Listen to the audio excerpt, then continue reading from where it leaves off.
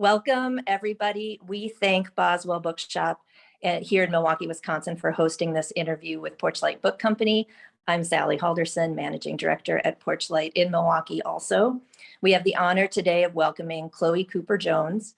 Chloé is a philosophy professor and freelance journalist who was a finalist for the 2020 Pulitzer Prize in feature writing. Her work has appeared in publications including GQ, The Verge, Vice, Book Forum, New York Magazine, and The Believer. She lives in Brooklyn with her family. And in her new book, Easy Beauty, a memoir, she documents her experiences traveling, mothering, teaching, experiences all girded and informed by living in a disabled body. Chloé will now gift us with her insight and presence, and we are very excited to talk to her about her new book, Easy Beauty. Hi, Chloé. Hi, thank you so much for having me. I am so excited for today's conversation because much of what you wrote in Easy Beauty, disability, motherhood, identity, has also been critical to my life. And we have a lot to go deep on today, and we will. But first, I'd like to start out with kind of a softball or maybe a tennis ball.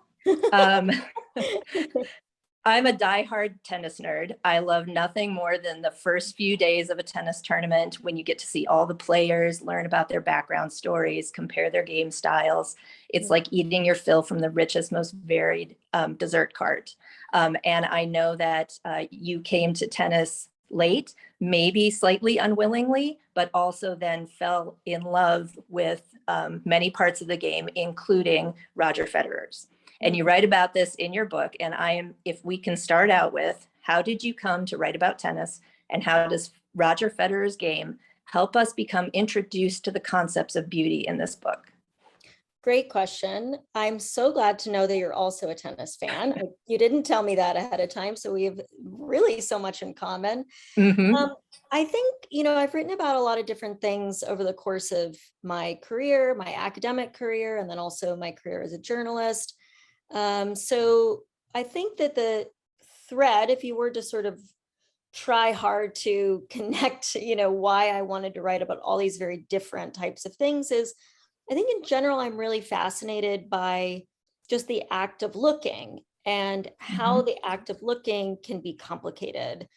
And so one of the most fascinating experiences for me, and one of my favorite experiences, is when I'm looking at something that seems initially very opaque or like difficult to understand. So perhaps that's, in my experience, that's been like an abstract painting that I can't quite understand the value of right away. Or sometimes it's a really complicated piece of music that I can't hear all the complexities of.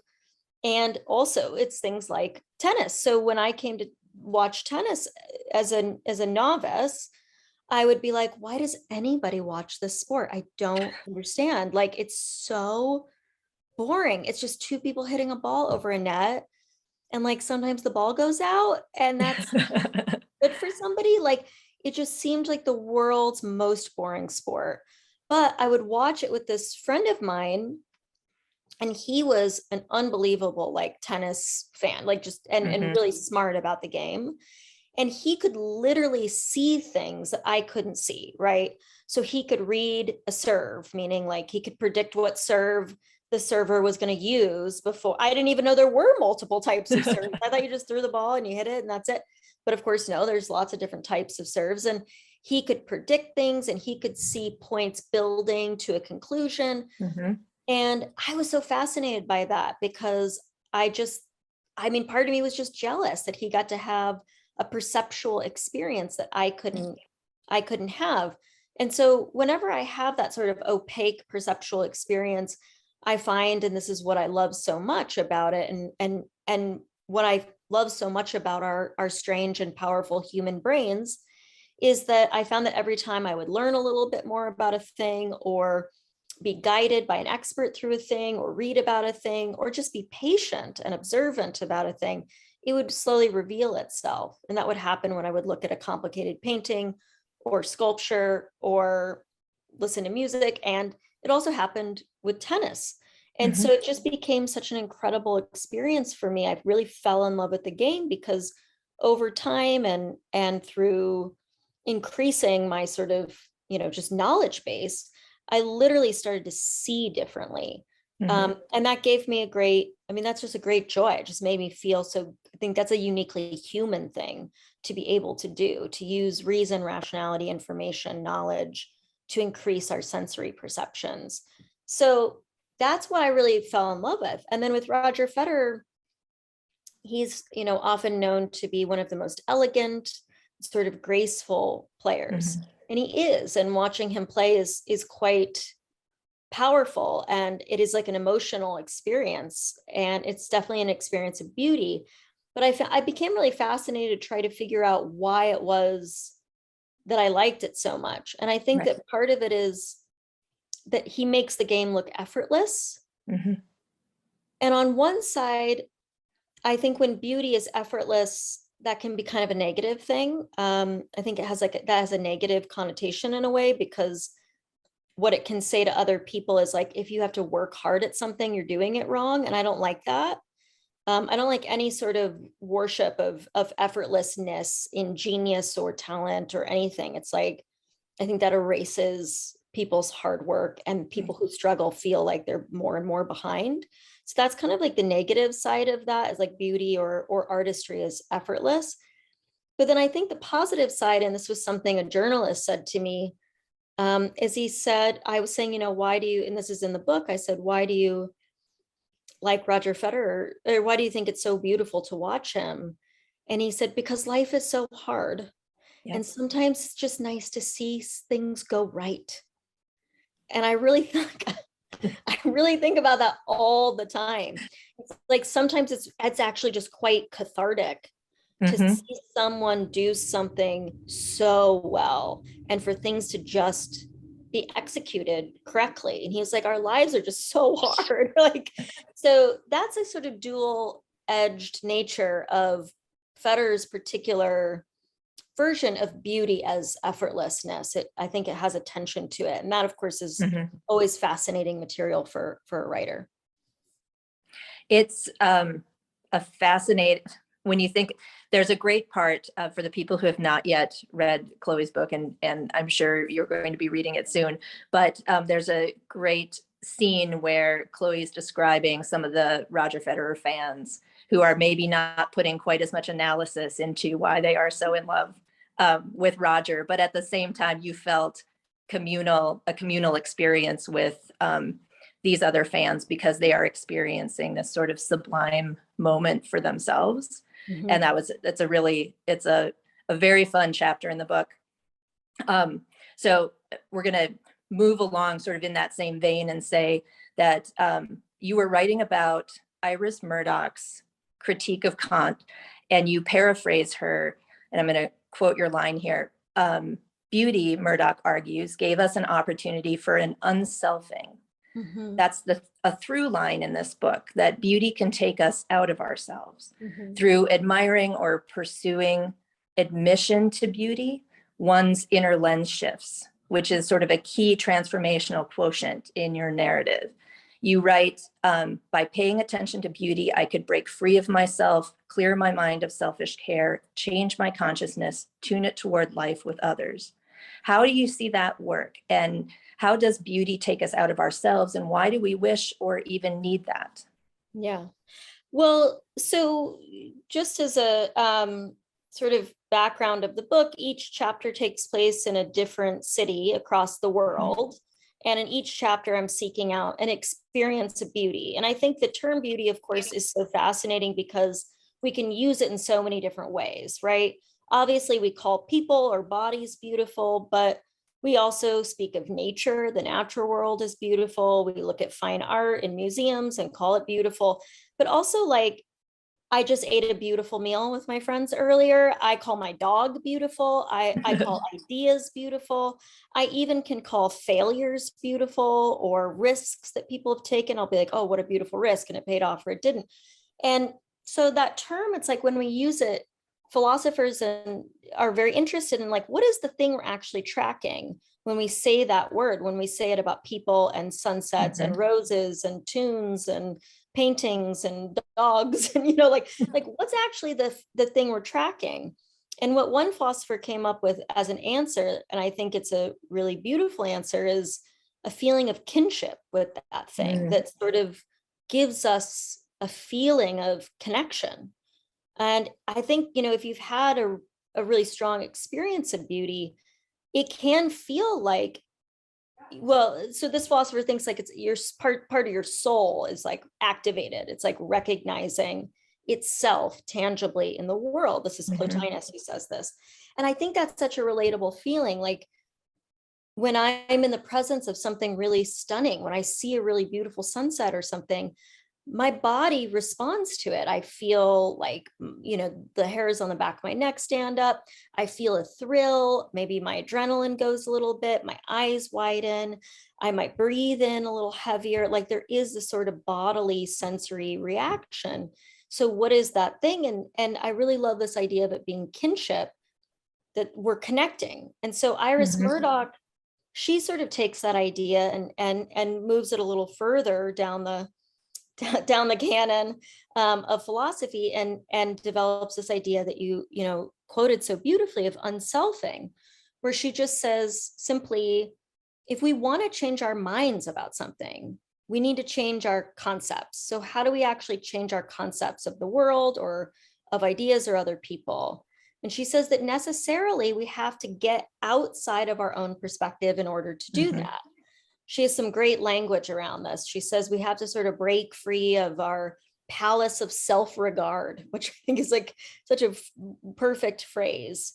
And she says beauty, the experience of beauty in the world can do that for us because, just as I was saying before, it requires us to move outside of our own perspective and feel a connection to something outside of ourselves, whether it is the natural world that surrounds us, the beauty of communication with another person, or art that's made by another mind that then you're in a communion with.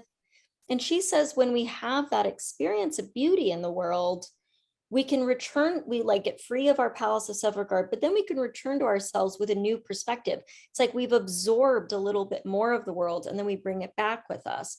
And that can really help us change our perspectives. And I think we've all probably had an experience where reading a really incredible book or seeing a really powerful film, we will feel like our consciousness shift sometimes.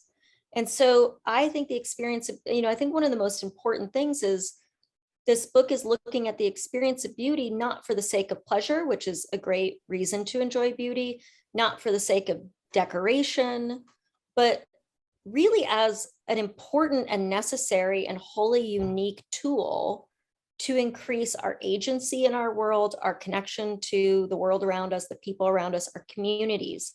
And that's a really important thing for me in the book, because the whole struggle that I'm sort of dealing with is figuring out how to be more present in my own life. Right. And so I use Iris Murdoch's theory as a hopeful way to change my own bad concepts. I think that as you were talking, I kept noting these communion and kinship and change as being really key words that really sort of float above the narrative of the story. And you very deliberately build a distinction between your life away from others, holding people at a distance, and then your life with others, building a life together, and using your word kinship. What had been familiar to you was to live a life in which you, as a disabled person, had been observed, made an object for comment or opinion, and that you developed sort of a reserve to stand away from people expecting or anticipating rejection for your disability. But you move out of your neutral room, as you called it, the calming mental space you created in your mind to escape, where you could be absent even in the presence of people. To be fully engaged with people, putting down your defenses, is where we end up as we read through your story. Is that how you intended the book to be read? And do you feel that writing this book has given you a place to pay respect to that younger version of yourself, but then honor the person you've become since? Yeah, and what a beautifully, you really synthesized the book, I think, so beautifully. I'm really grateful for that question and your synthesis. Yeah, I have. So I should just say, for people who haven't read the book, there's this word, this term that I use, the neutral room. And it's actually literally a pain management technique that I was taught at a very young age by a doctor. I have a physical disability called sacral agenesis, and it comes with some physical attributes. I'm much shorter than the average woman. And I also walk with a very pronounced side to side gait.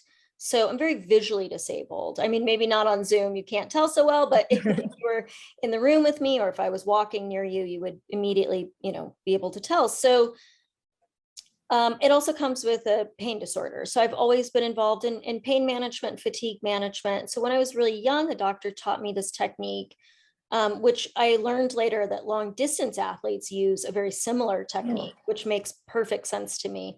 And it is that you find a place in your mind and you go into that. And my doctor was like, make it a room that always looks the same. So this is why it's called the neutral room, because it's just white walls, it's a white cube.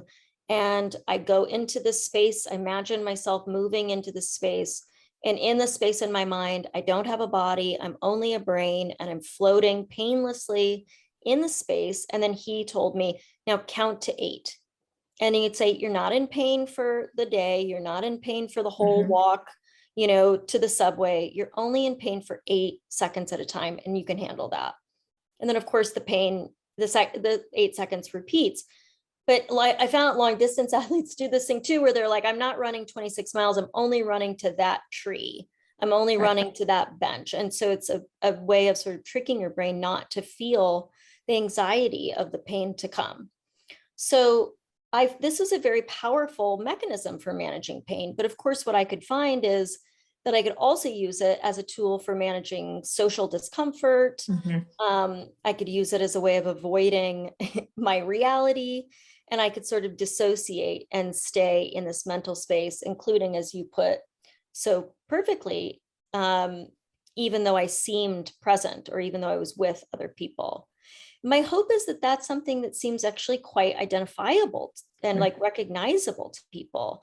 I think all of us have a version of a neutral room, whatever it is. We all, in a letter from my father, he said simply, where do you go to escape the pain of reality? And for him, it was drinking. And for me, it's this sort of abstracted mental space that kept me safe and protected, but always apart. So a lot of the struggle of the book is me trying to reconcile the fact that this neutral room is in fact a very useful and necessary tool.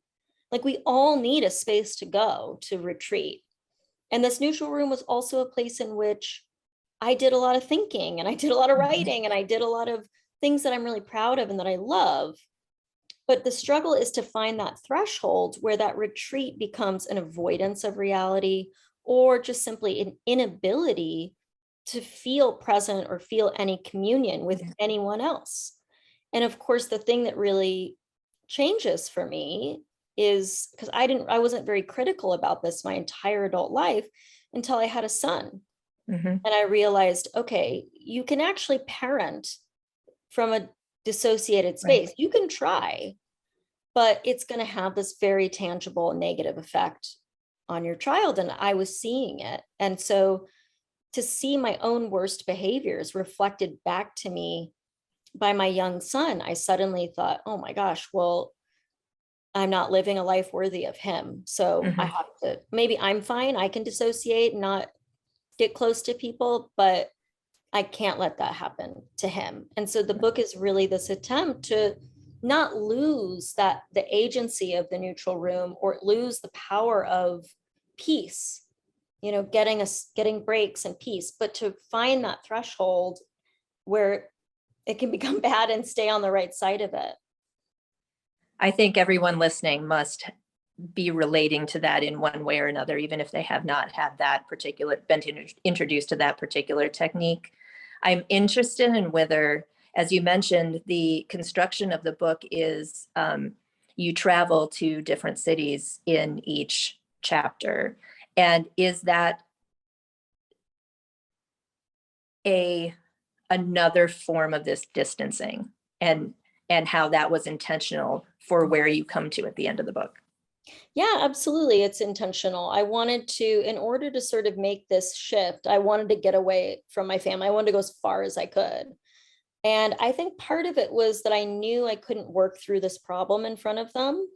And I think also it was like I was just scared to work through this problem in front of them. And there was a restlessness in me that wanted to just escape having to reconcile these parts of myself. Because, and I think this is an identifiable feeling for a lot of parents. It's like you do have to some extent, say goodbye to an old self. Mm-hmm. And I think in some ways, like I wanted to mourn that old self, and I wanted to sort of feel the loss of that old like self, which I'm glad she's gone, because it's like not a healthy version of myself, but still was me and very recognizably me, as a very protected and withdrawn person, but had been the only person I'd ever known of myself. So the travel is, I think, does a couple things. One, it gives me the space to sort of deal with this. But two, the whole sort of goal, and this relates to what we were talking about with Iris Murdoch, is how do I just learn to be physically, mentally, emotionally in the world and with others? Mm-hmm. And I think part of that was like I had to go put my body physically, like literally put my body in places where I didn't think it would be received well, and I didn't think it would belong. Because what I needed to do was like just deal with all that and like face it and really think about the moments that I would feel like people were unkind, or the moments where I'd feel uncomfortable, the moments where I'd recognize how little was accessible for me, the moments where I would struggle and be in pain. Like nothing was going to shift in me unless I faced all that head on. And so I think part of it was just like a crash course and just really saying, okay, I'm gonna go be aggressively present, kind of. It's like shock therapy almost. Yeah. And it was extremely helpful. But then also the structure of the book is a quest. And so any sort of classic quest, the hero has to leave home in search of new knowledge. And then the hope is that the hero returns home with that new knowledge and is able to use it to make home a better place. So that was a very intentional part of the structuring of the craft of the book. Oh, we're hitting on all of these things that I am so excited to talk about. I'm going to jump down to a question because I think it dovetails a little better with what you were just talking about, because one of, this reads to me as a transformational memoir, but it can also be read as a hero's journey. It can also be read as it has elements of the confessional. But in terms of transformation, in any transformational memoir that we read, there is a moment when the character can finally see clearly, whether it's a visit to a guru or a near-death experience. And while becoming a mother was obviously significant for you in lots of ways, for me, it was an incident with your son, Wolfgang, that was a turning point, at least emblematically. He was a curious young boy. For those people who haven't read the book, he was a curious young boy, puts himself in a spot of danger. And because of your physical disability, you're not able to reach him and rescue him from this moment. And the perception of danger in this moment. A stranger, like so many before, judges you for your apparent inability to adequately care for your son. In that scene, though, you actually find a sense of comfort in what you're most accustomed to, which is the judgment and which is the anger. And yet it's the first time you reflect back to us that your anger at your observers, your judges, and your outlook on life could become imprinted on your son and might perhaps be more dangerous to him than your physical restrictions. I might be going too far with that one. That's right. I think the exact thing. Yeah. You write, quote, "I am right to be angry. I am right to be afraid. And that was how I lived my life. And maybe that was a good enough life for me, but it wasn't a good enough life for Wolfgang." As you already addressed this a little bit earlier, but did you also realize that maybe that wasn't good enough for you either, and that you too deserved more than that judgment and that resultant anger?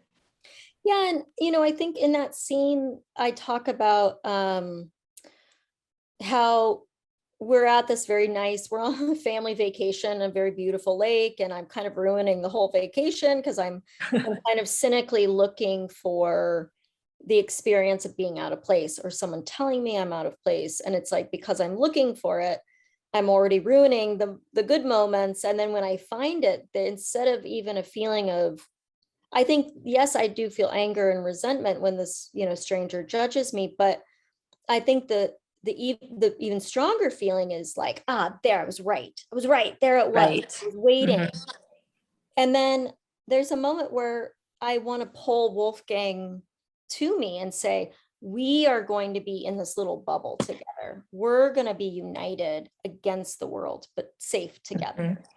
And I think that as a parent is such a strong but bad temptation, right? To be like, the world is bad and we'll just, hole up and not experience it. And I think I had that really strong temptation. And then that really scared me because I thought, no, I don't want that for him. I don't want him to be looking around for strangers to be cruel. I want him to be critical. I want him to be thoughtful. I want him to be independent, but I Mhm. don't want him to have all those things at the sake of community or camaraderie. And so in the same trip, it was right around Christmas. Um, and I actually can't even remember if this is in the book or not. I think it is, but it's the same trip. There was a Santa Claus, and the Santa Claus says to, Yep. like a guy, and he says to my son, come over here and do you want a picture and all this stuff. My son was only like 5 at the time, and says, why don't you tell me what you want for Christmas? And my son went, nah, I know you're a guy in a suit. And he just like was so, don't worry. He was like, don't worry, don't do that. I know you're just some random guy too. And I mean, this was at 5 years old. Like, he was so deeply cynical. And I thought, oh, he missed out on the whole joy of believing in Santa or the Easter Bunny or Right. all these sorts of things. And I didn't tell him that, but I wasn't like, Santa's not a thing. I hope no kids are watching this. Spoiler alert. I never said that. Like, I never said that to him, but my general disposition in the world was to look at people and go, what's your deal? So he was just Yep. mimicking my behavior. And so those sorts of moments they are really big turning points. And then I think that the moment that kind of comes right after that, and that's part of the classic quest, is the meeting with a mentor, right? The mentor that really shifts you. I think I have a lot of meetings with the mentors, Wolfgang, the senior, just talking about being one. But then also my mother in the next Yes. chapter says to me, like, you're always looking at the wrong hurt, and that was such an important lesson. She's like, you're always reading into the wrong hurt and looking for the wrong pain. Like, you're never seeing these things quite clearly. And so those moments really begin to shift who I can become. And I think, sorry, just to answer, I think your question of like, am I now getting the life that I deserve? I think the truth is like, you really can't change anything for your children unless you genuinely change it for yourself. So I think this idea of what I deserve and what Wolfgang deserved, as soon as he was born, those things were forever connected. Right. And can't ever be separated.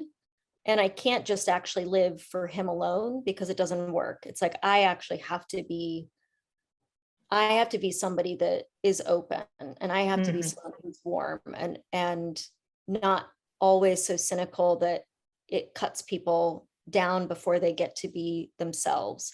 And only that will help him be that as well. That reminds me of a line that has really resonated for me from the book. You happened, hearkening back to the tennis section, but you were talking about, you were telling the story of being brave enough to ask a question in an interview, and you were nervous to the point of like near paralysis or maybe verbal paralysis. But in that instant, you were incredibly forgiving to yourself, acknowledging that. And the quote, that the anxiety and fear is deep in the core of being a person. You are the thing standing in your way, which I think speaks to what you were just talking about, that until there are lots of sayings, you can't pour from an empty cup or something like that. But unless you get your head in the right space, you can't possibly be either modeling or experiencing that life as a parent from that space. And that feels, I'd love to know a little bit more about, how often that thing that stands in the way of what we generally want or need really is developed mechanisms or defenses. And how that, it's just another line that I'm remembering from the book where you say that you're so intrigued, and this is not going to be a quote, I'm going to paraphrase you on this one, but just so interested in figuring out what it means to be human. And those two things seem very tied together to me. Yeah, I mean, I think we're often collaborators with the world on our blocks, on our obstacles. Not always, things do happen to people, but I think a lot of times day to day we're collaborators. And what I mean by that is I did experience people's cruelty. I did experience, and I do experience people's lowered expectations. The disabled life can be often a very isolating one because a lot of the time, or at least for myself, my disability isn't hereditary. So I didn't come from a culture, I didn't learn how to be disabled from my mother. I didn't pass it on to my son. My husband isn't disabled. Most of my friends are not disabled. And so it's like there's sort of a knowledge or cultural isolation, but then also I still think we're very, very far behind narratively about how to really talk about disability and represent disabled lives.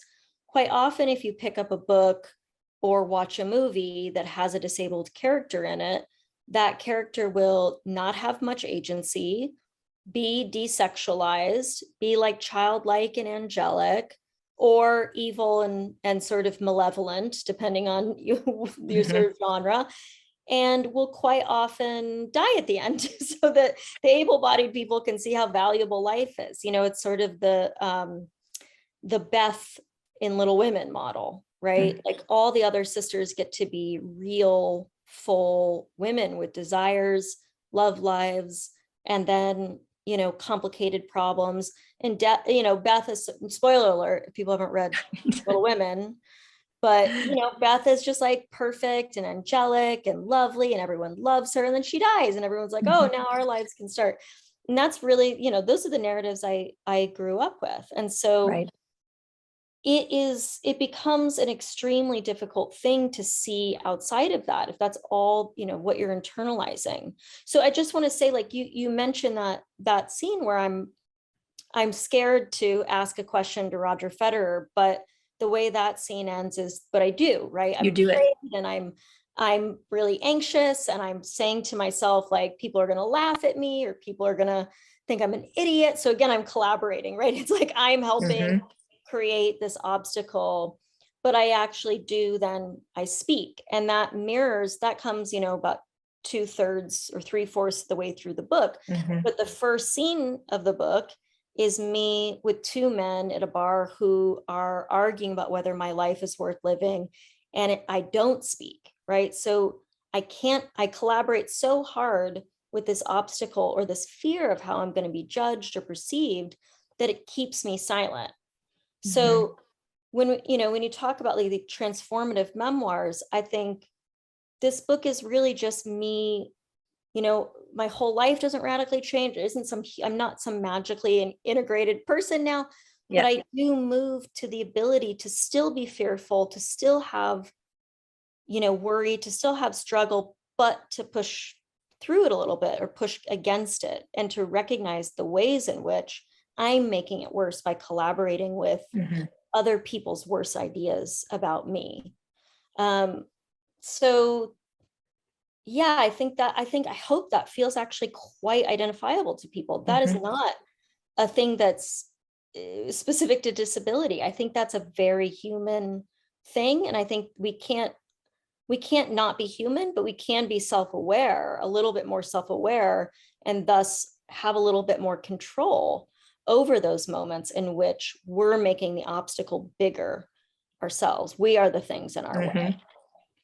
That's so good. I had not connected that first scene to the sort of voice and agency scene, and that perhaps distracted by the tennis, but then also, you know, seeing that change at the end of the book, which we'll hold off for a little bit on that one. Yeah, won't spoil the ending. No, yeah. Yes, we've got so many spoilers already here. But I'm usually fairly reticent to talk too much about myself in these interviews. But I think because we are talking about giving voice, and we are talking about relating and kinship and community, that I mentioned at the beginning of the introduction that a lot of what you talk about in the book is a big part of my life as well. And while my experience is different in a number of kinds of ways, there's a lot of I'm going to say loaded, even though that sounds a little bit heavy, but like loaded material here that I can't quite that I think is worth acknowledging, because I know as a writer, you want to know that you're reaching the people who need to hear, need to hear, maybe that's strong too, but can resonate with what you're saying. And so for me, I was born with an infection in the femur of my left leg, and that caused my left side to grow more slowly than the rest of my body. If I had not had a bunch of surgeries as a kid, my left leg would be about 5 or 6 inches shorter than my right, and I'd be in a wheelchair and various other things. I have a constant limp, but because of those surgeries, most people don't, notice that my left leg is constructed differently than my right.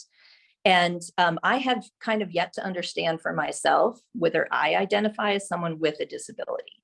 If it can't be seen, and I can say, I can walk with some discomfort and play a somewhat ugly game of club tennis, then I truly claim that identity. And yet the pain and loneliness I felt as a child is very real, and the effort it takes to upkeep my body's mobility and pain level now is as well.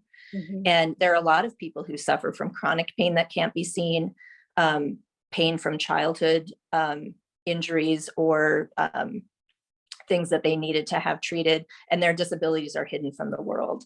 And so I'm very interested in what your perspective on disability as identity, but also how visible and invisible disability differs in terms of identity. That's a great question. I would say, first of all, thank you for sharing that. I obviously didn't know that before, and seeing you on Zoom, it's hard to know. And I'm really, really glad that you told me, but also I hope that there were things in the book that resonated because of that. Exactly.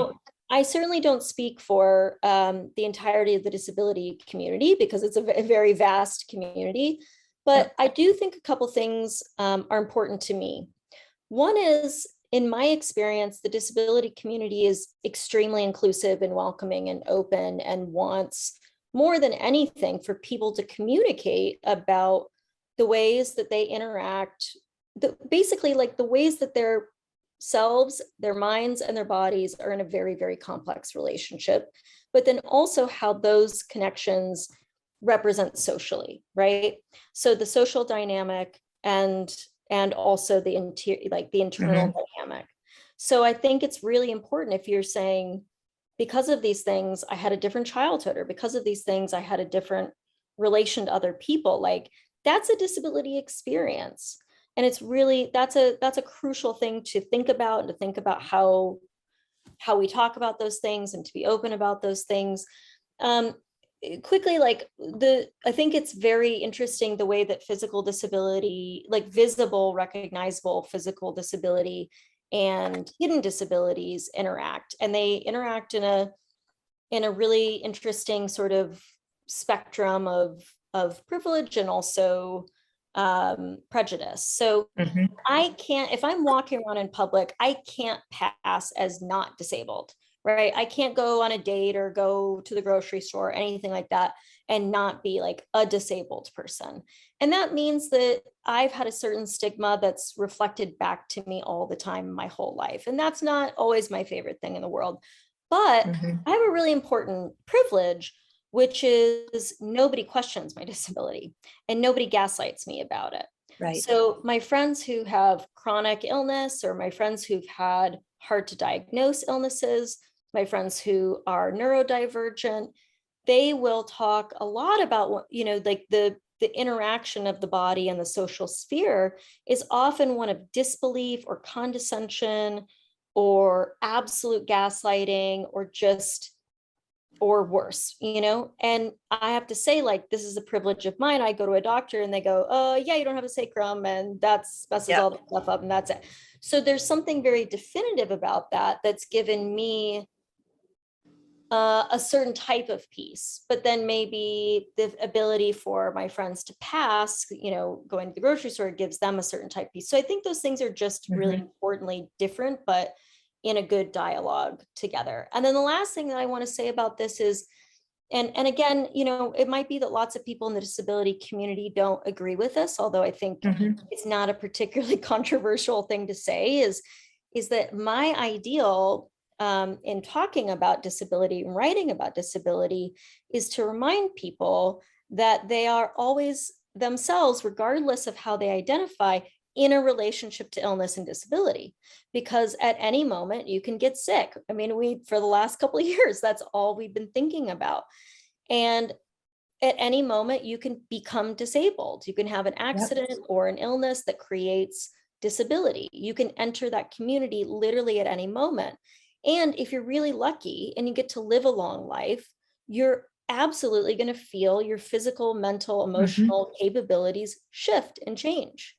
And so rather than thinking of us as this sort of strange other class of people that we are or aren't allowed to identify with, my ideal is to say we're all on a spectrum of relationship to disability, every single one of us.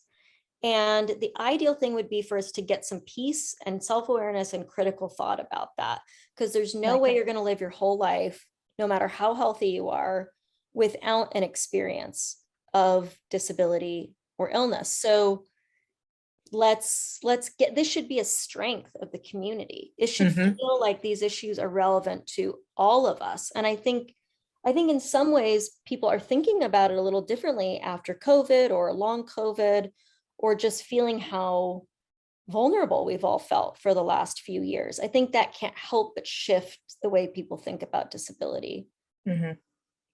So that's my very long-winded way of saying, like, welcome, identify, like, Yes. I think it'd be great to talk to you about how you feel about disability in your own life.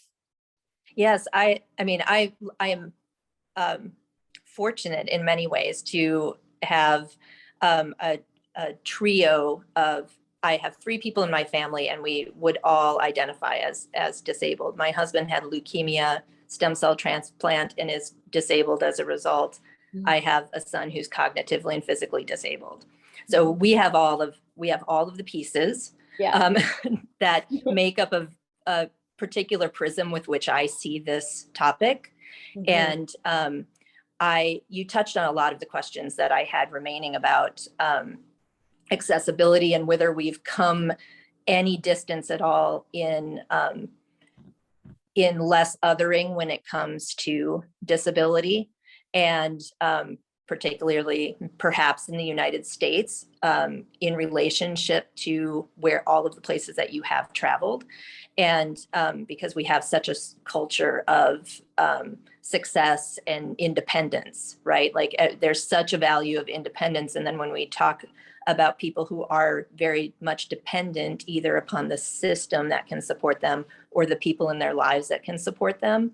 And in your experience of being a mother, and Wolfgang's experience of having a disabled mother, and my experience of having a disabled child, like all of this informs the way that we interact with the world, and as well as sort of, I suppose, connect ourselves to the true essence of being human, which often, unfortunately, comes down to being to pain or emotional growth or any of those kinds of things. And I think that the true, like the very depth of this book brings that to the surface in a way that is, we're all willing to engage with. And that's a gift for us to see, no matter where you might be on that spectrum of ability. Gosh, that's such a beautiful thing to say to me. Thank you. Thank you. There's so many things, and I'm just glancing at the clock, and I know we've run really late. we have a little more time, and I do really, I mean, I've got things about your mother, and I've got things about your father, but I do want to return back to beauty. And the reason why I do on the end of this discussion about disability is because there is a beauty that can be reached when we truly connect on a level of humanity that most of us aren't willing to do on a daily basis, right? And the true, like, this is what it means to be alive. And this is what it means to have value in being an alive human on that spectrum of ability. And I can't believe we haven't even had time to talk about Sharon and Beyonce, which is another favorite part of the book. So everybody who is tuning in, please read the book. But I do want to return to the concept of beauty. You offer a distinction between easy beauty and difficult beauty. And easy beauty, Bosanquet, am I going to say that correctly? Yeah. Says that easy beauty is apparent and unchallenging, while difficult beauty requires more time and patience. And I'm curious why you named the book Easy Beauty, when by all accounts here, you've gone through life thinking and feeling that to connect to people, they would have to engage in something more akin to difficult beauty that includes intricacy, tension, width. So why easy beauty, and how does that represent a change, I think, in how you perceived yourself in the world? Absolutely. Well, I mean, yes, I can't believe time has gone by so fast. Your questions have been so brilliant, and we'll have to do a part 2 someday. Part 2. Because I could talk to you forever, but I do think this is sort of a perfect way to end, because it lets me talk about a little bit of the end of the book without ruining anything for readers. But so this idea of Bosanquet's, that there's certain and to be clear, like, he, as a philosopher, doesn't say that one type of beauty is better than the other. He just says that certain types of beauty arrive to us really quickly, like a sunset, like a rose, like a simple song that you go, oh, you feel it right away. And those are really wonderful experiences. And then other types of beauties are just more challenging. Kind of goes back to what I was talking about earlier about certain types of things being opaque and requiring more time and patience, effort, knowledge, education to really recognize their intricacy. Now, if you are a disabled woman whose body is not always seen immediately as beautiful, this idea of difficult beauty is kind of a good theory for you, right? Like, it's right. And I could kind of use it as like a protective theory, where I would go, right, well, I'm a worthy and important and beautiful, wonderful person. You just got to think about it a little while longer. You got to like look. You do the work. Yeah, you have to do some work. You have to be more, you have to be more educated. And honestly, that became such a helpful theory that it was, as you said, like, it could be used as a defense mechanism.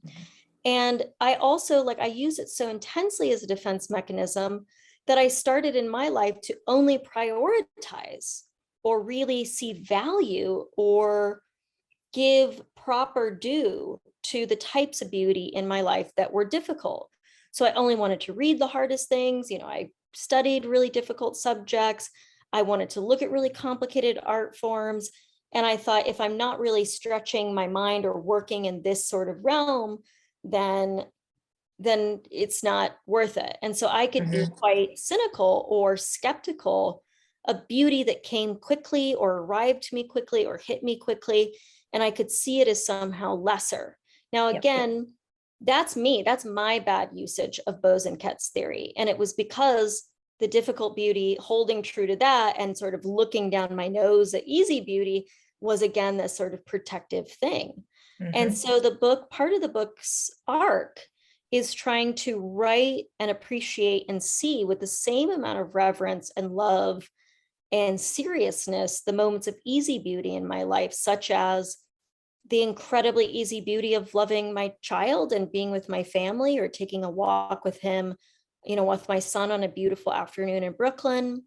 And so the very beginning of the book has me analyzing a Bernini sculpture in Rome, but the very, very last passage of the book, and the last couple of passages, are me writing with the same intensity and study and reverence about just the sound of my husband making coffee in the morning. And so the ability to allow easy beauty into my life, and I think partially to say that I'm worthy of it and that I deserve it. Yeah. And that I don't need to be cynical and I don't need these defense mechanisms. That's the goal. So in some ways the title's aspirational, like, can I find peace with those moments of incredible easy beauty? That makes all kinds of sense in this, we put so much value on the struggle, and we dismiss what can come. We talk about this in terms of how we experience a day, right? We bring so much weight to the negative or to the difficult, and there could have been 8 things that happened that were quite lovely during that day that we don't pay attention to.